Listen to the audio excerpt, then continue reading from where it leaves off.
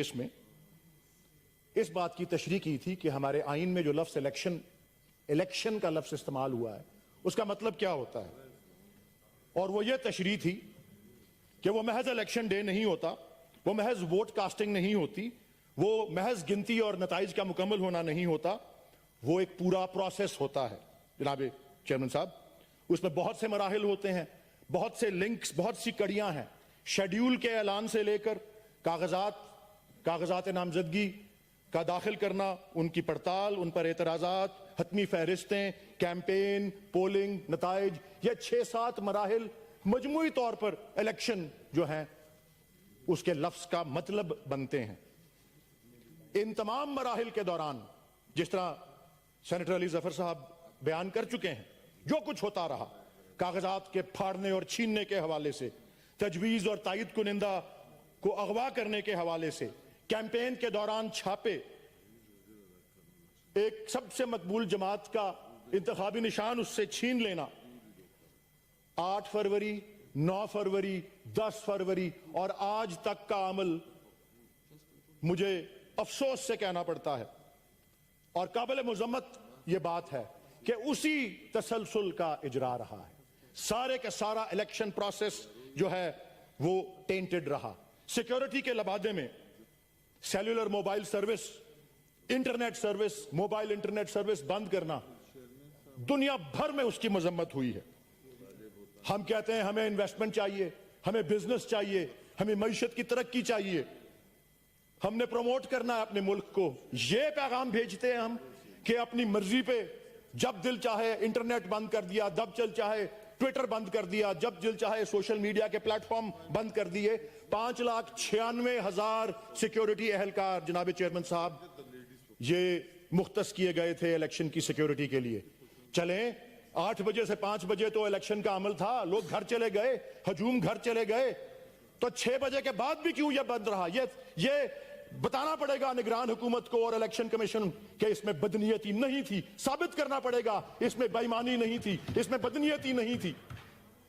जनाब चेयरमैन साहब, 90,000 polling stations जिनके बाहर चीफ इलेक्शन कमिश्नर ताकीद कर चुके थे इलेक्शन से 2 दिन पहले सब रिटर्निंग अफसर्स को कि फॉर्म 45 आवेजा करेंगे। कहां है वो फॉर्म 45? ऐलान कर चुके थे चीफ इलेक्शन कमिश्नर के रात के 1 बजे तक नताइज आ जाएंगे। मुझे फॉरेन मुबस्सिरीन, बाहर के मुल्कों के जो सुफरा हैं, डिप्लोमेट्स हैं, उनके लिए इलेक्शन कमीशन में एक पूरा हॉल था और उन सबको कहा गया था आज के 8:30-9 बजे रात के कि जी 2 बजे तक तमाम नताइज आ जाएंगे, तमाम नताइज। एक भी नतीजा नहीं आया। इंटरनेशनल कम्युनिटी ने सबसे मौसर अल्फाज में इंतखाब की शफाफियत के सिलसिले में अपने तहफ़्फ़ुज़ात का इजहार किया है। United States, Great Britain, European Union, अक़वाम मुत्तहिदा के सेक्रेटरी जनरल, कॉमनवेल्थ के ऑब्जर्वर्स, जिस दीदा दलेरी से इस पूरे प्रोसेस के अंदर उसकी आवाम के मैंडेट की पामाली हुई, वो सब दुनिया भर ने इस बार नोटिस लिया है जी। और 2024 के इंतखाबात में धांधली के खिलाफ जिस जोशो खरोश के साथ आलमी प्रेस ने आवाज उठाई है वो एक नया रिकॉर्ड है।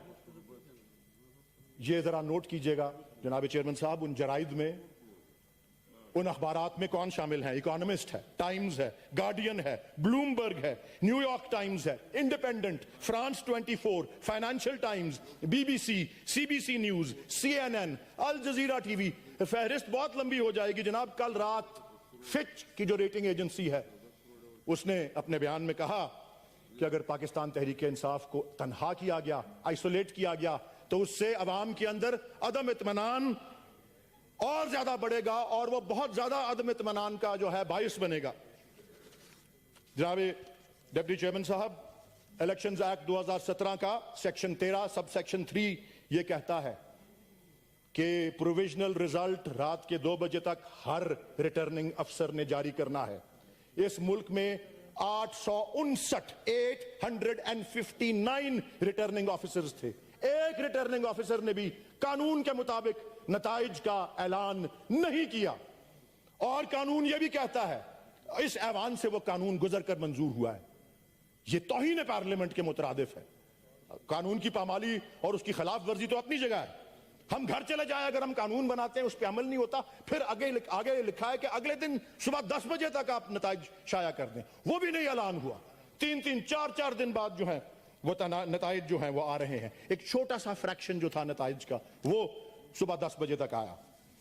जनाब डेप्यूटी चेयरमैन साहब, पाकिस्तान में बदकिस्मती से संगदिली और बेहिसी रोज बरोज जो है बढ़ती जा रही है। आवाम के मैंडेट की पामाली, उस पर जो खुली वारदात हुई है, जिस पर पाकिस्तान के अंदर और पाकिस्तान के बाहर दुनिया भर में एहतजाज हो रहा है एक तरफ, और दूसरी तरफ चीफ इलेक्शन कमिश्नर ने मीडिया को ब्रीफिंग तक देने की जहमत नहीं की। ना ही चीफ जस्टिस ऑफ पाकिस्तान ने अवाम के इस अहम तरीन बुनियादी हक के बारे में कोई सुओ मोटो लिया। कहा जाता है कि हमें यूनिफाइड गवर्नमेंट बनानी चाहिए, इन हालात में कहा जाता है कि अफरा तफरी और तकसीम को हमें गुरेज करें, इससे मुल्क को इस्तेहकाम चाहिए। मैं भी मानता हूं मुल्क को अमन चाहिए, मुल्क को खुशहाली चाहिए। यह कभी हासिल नहीं हो सकती जनाब चेयरमैन साहब जब जमहूरी अमल को इस तरह से मसख या डिस्टॉर्ट किया जाए। हबीब जालिब ने खूब कहा था, जुल्म रहे और अमन भी हो, क्या मुमकिन है तुम ही कहो। जनाबी डिप्टी चेयरमैन साहब, हर इंतखाब के बाद धांधली के इल्जामात लगाए जाते रहे हैं। यह 12वां आम इंतखाब था। कहते हैं 1970 वाला पहला निस्बतन शफाफ था, बाकी 11 बशमूल 2024 के धांधली के उस पर इल्जाम लगते रहे। मगर किसी चीफ इलेक्शन कमिश्नर, किसी निगरान हुकूमत को आइन और कानून के मुताबिक सजा अभी तक नहीं दी गई। एहतसाब का खौफ और कानून का डर ही खत्म हो चुका है। इलेक्शन से एक दिन पहले हमारे निगरान वजीर आजम एक बैरूने मुल्क खबर ऐसा एजेंसी को कहते हैं कि मैं गारंटी नहीं कर सकता कि फेयर एंड फ्री इलेक्शन होंगे। फिर 4 दिन बाद प्रेस कॉन्फ्रेंस करते हैं और कहते हैं कि अवाम ने रिजल्ट को एक्सेप्ट कर लिया है and they have moved on. तमाम जराइद ने, तमाम तज्जिया निगारों ने, मुबस्सिरीन ने कहा है कि किस जन्नत के अंदर रह रहे हैं हमारे निगरान वजीर आजम।